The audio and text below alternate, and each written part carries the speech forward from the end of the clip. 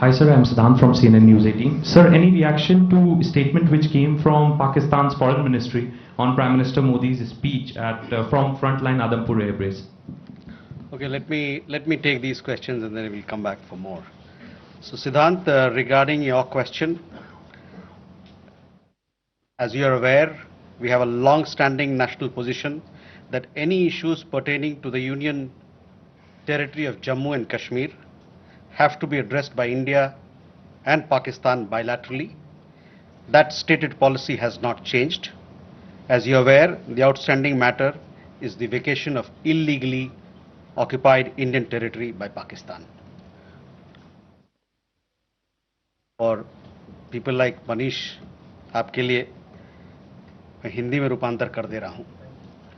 हमारा लंबे अरसे से यही राष्ट्रीय पक्ष रहा है कि भारतीय केंद्र शासित प्रदेश जम्मू और कश्मीर से संबंधित किसी भी मुद्दे को भारत और पाकिस्तान को द्विपक्षीय तरीके से ही हल करना है. इस नीति में कोई बदलाव नहीं हुआ है. जैसा कि आप जानते हैं, लंबित मामला केवल पाकिस्तान द्वारा अवैध रूप से कब्जा किए गए भारतीय क्षेत्र को खाली करने का है. Siddhant, you had another question regarding ceasefire and what sort of role other countries played, etc. See, the specific date, time and wording of the understanding was worked out between the DGMOs of the two countries at their phone call on 10th May 2025, commencing at 15:35 hours. The Foreign Secretary had made a statement in this regard, as you would be aware.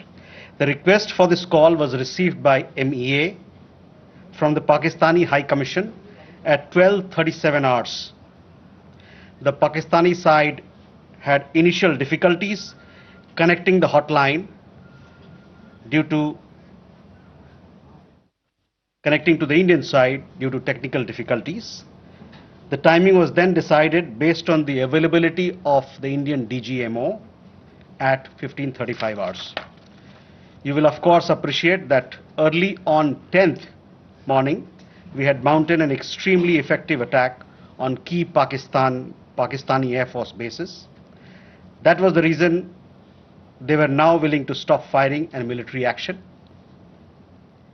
Let me be clear, it was the force of Indian arms that compelled Pakistan to stop its firing.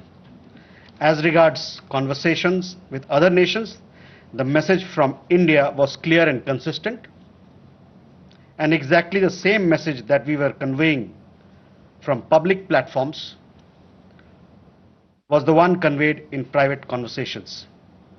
It was that India was responding to the 22nd April terrorist attack by targeting the terrorist infrastructure. However, if the Pakistani armed forces fire, Indian armed forces will fire back. If Pakistan stops, India will also stop. This was also the message that was conveyed to the Pakistani side at the time of the commencement of Operation Sindoor, which was not heeded to by the Pakistani side at that time. It is natural that many foreign leaders who heard this from us would have shared it with their Pakistani interlocutors. Jessica, you had a question on IWT. The other day you saw that after the CCS decision, this Indus Water Treaty has been put in abeyance. I would also like to take you back a little. The IWT, the Indus Water Treaty, was concluded in the spirit of goodwill and friendship as specified in the preamble of the treaty. However, Pakistan has held these principles in abeyance by its promotion of cross-border terrorism for several decades now. Now, as per CCS decision that I referred to of 23rd April, India will keep the treaty in abeyance until Pakistan credibly and irrevocably abjures its support for cross-border terrorism. Please also note that climate change, demographic shifts and technological changes have created new realities on ground as well.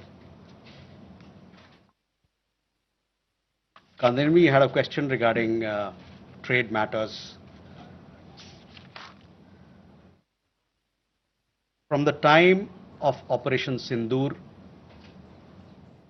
commenced on 7th May till the understanding on cessation of firing and military action on 10th May, there were conversations between Indian and US leaders on the evolving military situation.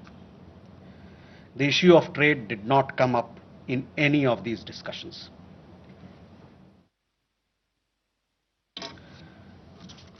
Siddhant, you had a question on the latest statement issued by the Pakistan Foreign Office.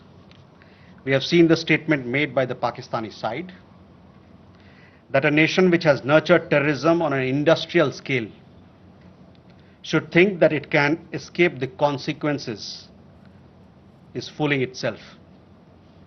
The terrorist infrastructure sites that India destroyed were responsible not only for the deaths of Indians, but of many other innocents around the world. There is now a new normal. The sooner Pakistan gets it, the better it is. Shall we take more questions? Aditya?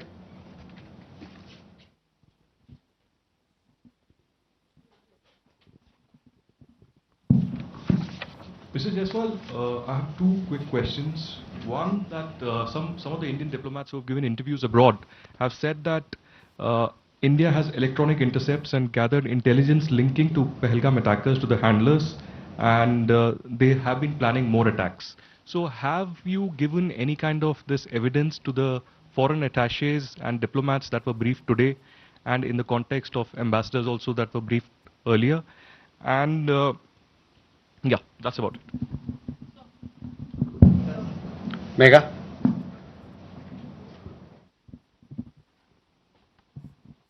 Good evening, sir. Megha from NewsAx.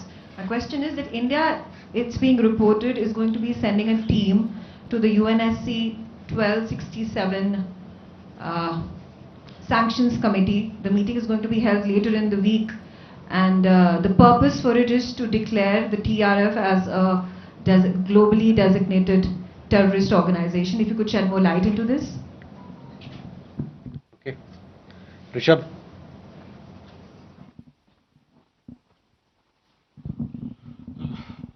Spokesperson, good evening. Rishabh from Times. Now, I have just two questions here. Pakistan Foreign Minister Ishaq Dar has given an interview to CNN, and where he has claimed success and suggested that India was keen to have the ceasefire. Your comments on that?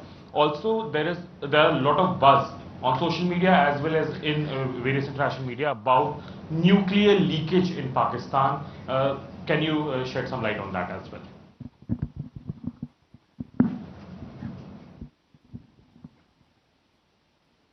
Manas? This is Manas from PTI. US President Donald Trump, again, he claimed yesterday that he stopped a nuclear conflict between India and Pakistan. And, he stopped escalation and saved millions of lives through, by reaching out to both capitals. He even said that, in fact, he pressured India and Pakistan to just come forward for the cessation of hostilities, saying that if you don't do, then I will stop trade with both the countries. So can you please clarify whether he just reached out to us and asked us to stop? You have been maintaining that, in fact, the resolution was arrived at by the two DGMOs, but have you just protested with the US side for making these claims, which we consider are baseless? Okay, let me take these questions. First, Aditya, your question. We have had several rounds of briefings, and in these briefings, we have also shared with you the kind of linkage we see between the perpetrators of the attack of Pahalgam, in particular the Resistance Front. Foreign Secretary in his statement also made very clear the kind of evidence that we see, and investigation